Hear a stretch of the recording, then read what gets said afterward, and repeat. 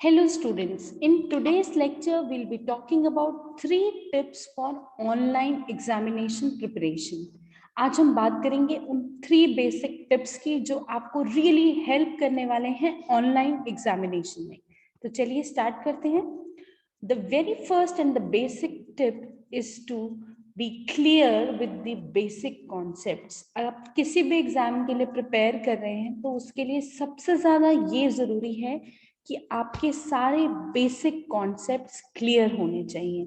और वो basic concepts clear करने के लिए सबसे पहले आपको यूनिवर्सिटी के करिकुलम से गो थ्रू होना है। यूनिवर्सिटी के सिलेबस में कौन कौन से टॉपिक्स डिसाइडेड हैं, कौन कौन से टॉपिक्स मेंशन्ड हैं, यूनिट वाइज आप उन्हें पढ़ना चाहिए। Secondly, you must go through the textbooks or the reference books that is mentioned in the syllabus itself.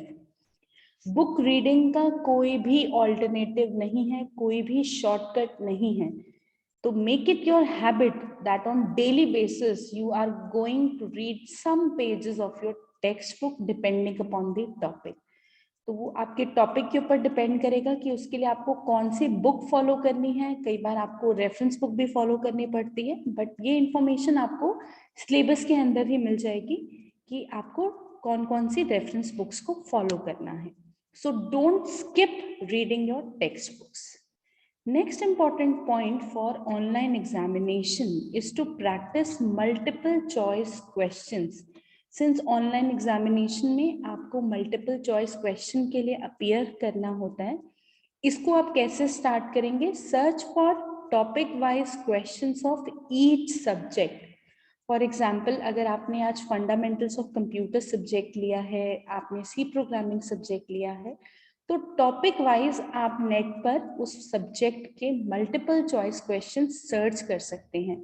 मेरी नेक्स्ट आने वाली वीडियो में मैं आपसे डिस्कस करूंगी 3 बेसिक वेबसाइट्स जिनको आप फॉलो कर सकते हैं, जहां पर आप क्वेश्चंस सर्च कर सकते हैं, मल्टीपल चॉइस क्वेश्चंस आपके सब्जेक्ट से रिलेटेड। इसके अलावा आपको ये हैबिट बनानी होगी that you are solving the questions, multiple choice questions on daily basis.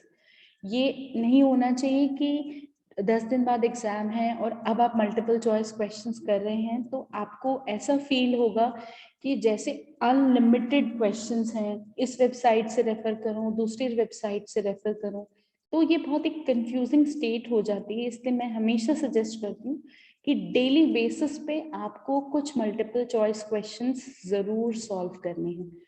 ये इसके लिए आप चाहें तो अपने फोन पे एक रिमाइंडर सेट कर सकते हैं that it's time for multiple choice questions.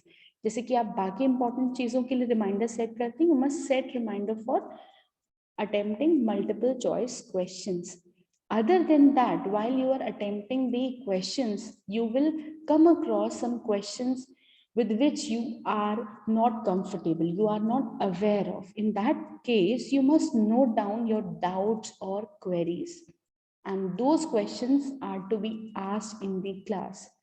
इससे क्या होगा, अगर आप नहीं लिखते हैं तो नेक्स्ट डे आप फिर भूल जाएंगे कि वो कौन से क्वेश्चंस थे जो आपको नहीं समझ आए थे, एंड यू नेवर नो वही क्वेश्चंस आपके एग्जाम में पूछे जाए। तो इसलिए आप जब भी टॉपिक वाइज स्टडी करते हैं तो कोई अगर ऐसा क्वेश्चन है जो आपको क्लियर नहीं है, इन that case you must note down that question that you can ask your faculty. So next and the very important step is to write down the key points of each topic. हर एक topic से related आपका कुछ ना कुछ important point रहता है, कुछ main points होते हैं, क्योंकि जो टॉपिक होता है वो बहुत डिटेल्ड होता है, पर उसके जो की पॉइंट्स होते हैं वो थोड़े से ही होते हैं। तो अगर आप उसको लिख लेते हैं अपने नोट्स में, तो अगर आप कभी भी दोबारा उसे रिकॉल करना चाहें तो आपके लिए बहुत इजी होता है। अदरवाइज आपको फिर से 5 पेजेस पढ़ने पड़ेंगे। की पॉइंट्स रहेगा तो आप इजीली उसको रिकॉल कर सकते हैं। नेक्स्ट पॉइंट शायद आपको पसंद नहीं आए, बट आपको एक्सेप्ट करना पड़ेगा that you must maintain proper notes. आपको अपने नोट्स खुद बनाने चाहिए टॉपिक वाइज। आप खुद लिखेंगे, जब भी आप लिखेंगे तब भी आपको लर्न होगा, आप कभी रिकॉल करेंगे तब आप उसको रिवाइज कर सकते हैं। सो आपके नोट्स बहुत ज़्यादा इम्पॉर्टेंट हैं। क्लास में भी जो आपको ऑनलाइन क्लासेस में करवाया जाता है, then in that case also you should listen to your faculty very carefully, क्योंकि उनके एक्सपीरियंस से वो आपको बता सकते हैं कि कौन से टॉपिक्स इंपॉर्टेंट हैं, किस तरीके के क्वेश्चंस पूछे जाते हैं। Most of the time we keep on telling right down this one is important, this one is not important from the point of view of interim examination. So you should always maintain a proper register and proper notes. Other than that, what else you can do is to follow the different social media groups on which some latest information related to different subjects is posted. For example, आप Facebook पे कोई group join कर सकते हैं, Instagram पे कोई group join कर सकते हैं. इन केस आपका कोडिंग में इंटरेस्ट है, कोडिंग के लिए आप ग्रुप ज्वाइन कर सकते हैं, टेस्टिंग के ग्रुप्स ज्वाइन कर सकते हैं. और उसके लिए आप अपनी नोटिफिकेशन को ऑन रख सकते हैं कि जैसे ही कोई अपडेट आता है तो आपको इमीडिएटली पता चले कि क्या लेटेस्ट इंफॉर्मेशन अवेलेबल है उस पर्टिकुलर टॉपिक के ऊपर.